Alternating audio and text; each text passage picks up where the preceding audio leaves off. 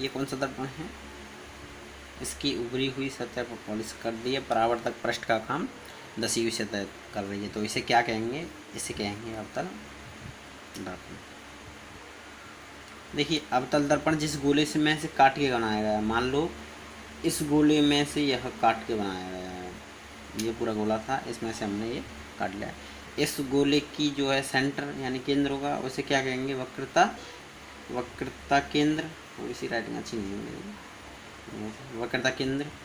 और इसकी एक त्रिज्या होगी, ठीक है, त्रिज्या कहीं से भी नाप सकते, त्रिज्या होगी जिसे कहेंगे वक्रता, वक्रता त्रिज्या,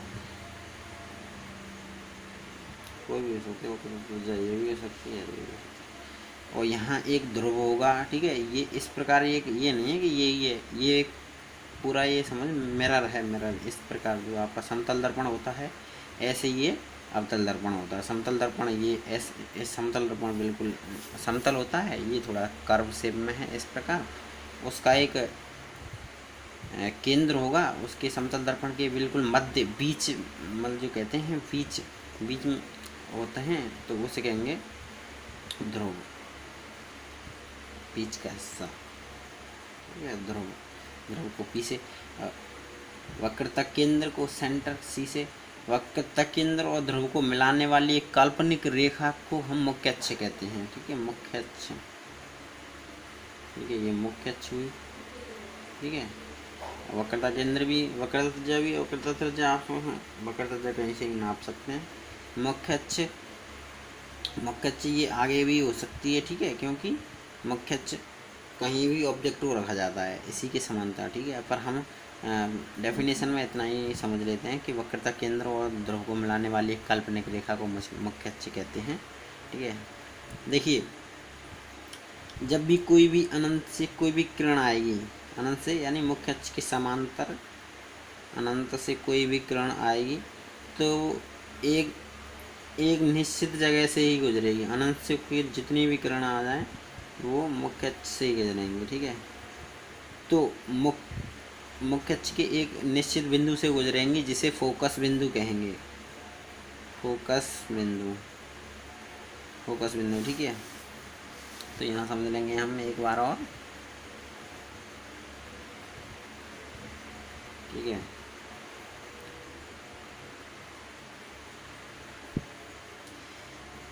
ये अनंत से कोई भी किरण आ रही है, अनंत, ठीक है, ये मुख्य अक्ष है, ठीक है।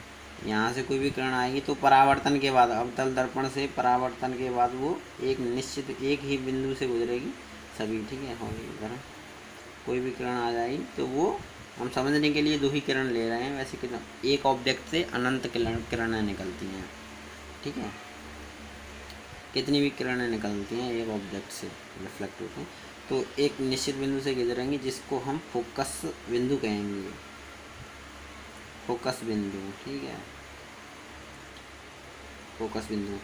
देखिए अनंत कोई भी आने वाली किरण फोकस बिंदु से गुजरेंगे, इस प्रकार कह सकते हैं, या फोकस जो बिंदु हैं, फोकस बिंदु। अब देखेंगे वक्रता केंद्र और ध्रुव, ठीक है, ध्रुव, इनके ये मध्य में होता है, बिल्कुल मध्य में, यानी इस प्रकार समझ सकते हैं, यहाँ से इधर की दूरी भी आधी है और इधर से भी दूरी आधी है, तो मान लो ये वक्रता त्रिज्या है, ठीक है, यहाँ से यहाँ तक की इसकी वक्रता त्रिज्या हुई, वक्रता त्रिज्या को किससे करेंगे, आर से, वक्रता त्रिज्या ये पूरी आर है, तो ये और ये इसका आधा है, ठीक है, आधा, जिसे फोकस दूरी कहेंगे, ठीक है। फोकस बिंदु और ध्रुव के मध्य की दूरी को फोकस दूरी कहेंगे, ठीक है, फोकस दूरी, फोकस दूरी आपको समझ में आ गई होगी। फोकस दूरी इस प्रकार कह सकते हैं हम, फोकस दूरी जो है स्मॉल एफ से प्रदर्शित करेंगे, फोकस दूरी जो है आधी होती है, फोकस दूरी आधी होती है वक्रता त्रिज्या की, वक्रता त्रिज्या आप देख रहे हैं यहाँ, वक्रता त्रिज्या, ठीक है। तो वक्रता त्रिज्या की, तो इसमें दो का गुणा करेंगे तभी तो इसके बराबर आएगा ये, यानी ये यहाँ इधर और इधर दो फोकस दूरी जोड़ देंगे, दो फोकस दूरी कर देंगे तो वो वक्रता केंद्र के वक्रता त्रिज्या के बराबर आ जाएगा। ठीक है, वक्रता त्रिज्या ये इस प्रकार ये संबंध को समझ सकते हैं। 2F बराबर R, या इस प्रकार कह सकता हूँ मैं इसको, R बराबर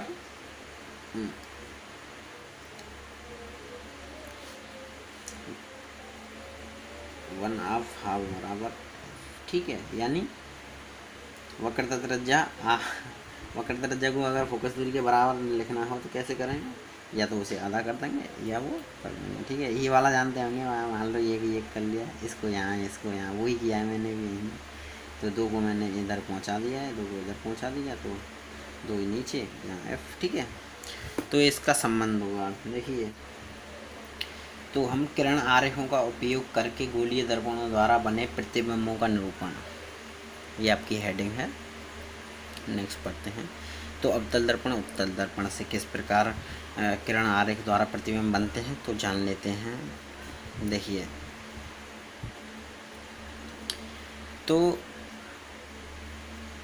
अगर मान लो कोई भी प्रकाश किरण है वो अनंत से आ रही है, यानी अनंत से आएगी, अनंत से मुख्य अक्ष के समांतर ही आती है। ठीक है, ये मुख्य अक्ष के समांतर आएगी, तो परावर्तन के बाद फोकस बिंदु से गुजरेगी। ठीक है, ऐसे ही उत्तल दर्पण में क्या है, ये समांतर आ रही है, ये भी फोकस बिंदु से गुजरती हुई प्रतीत होगी। ठीक है, जाएगी तो इधर, क्योंकि ये अपसरित करेगी, या फोकस बिंदु से होती हुई अपसरित होगी अगर कोई भी किरण अनंत से या मुख्य अक्ष के समांतर आएगी। या तो कह देंगे मुख्य अक्ष के समांतर है, या ये कह देंगे अनंत से। ठीक है, पहला पॉइंट हुआ। दूसरा पॉइंट है, अगर दूसरा पॉइंट क्या है, देखिए दूसरा पॉइंट ये है, इसको ही बता दिया गया है, इस तीर को उधर उल्टा कर दें बस, जैसे मैं इस तीर को उल्टा कर रहा हूँ बस इस तरह, थोड़ा सा लाइन गड़बड़ हो गया कि अब अगर कोई भी किरण आपतित किरण फोकस बिंदु से आती है तो परावर्तन के बाद वो मुख्य अक्ष के समांतर हो जाती है। ठीक है, वही बात है दूसरा पॉइंट में। तो इसी प्रकार इसमें क्या करेंगे, अगर कोई भी किरण मान लो ये है,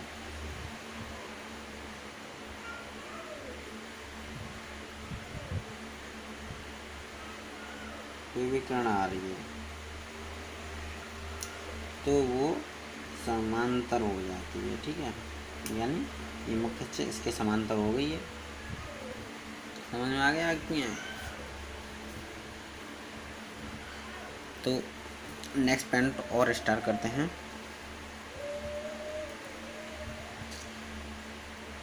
अगर कोई भी किरण उत्तल दर्पण में कोई आप फोकस बिंदु की ओर आती हुई प्रतीत होगी तो वह समांतर हो जाएगी मुख्य अक्ष के परावर्तन के बाद। ऐसे ही इस पॉइंट में देख लेंगे हम, अगर कोई भी किरण मान लो कोई भी किरण वक्रता त्रिज्या से आ रही है,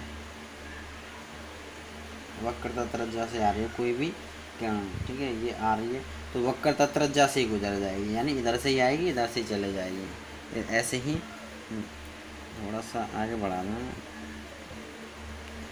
मान लो ये इसका वक्रता केंद्र है, वक्रता केंद्र सॉरी, ठीक है, कोई भी किरण इस प्रकार आएगी तो इस प्रकार ही चली जाएगी, मान लो इस प्रकार आएगी तो इस प्रकार ही चली जाएगी। वैसे ही अगर इधर से करेंगे तो इधर से ही आएगी तो इधर से ही चली जाएगी। ठीक है, इधर तो पार नहीं हो सकती क्योंकि यहाँ दर्पण है। ठीक है,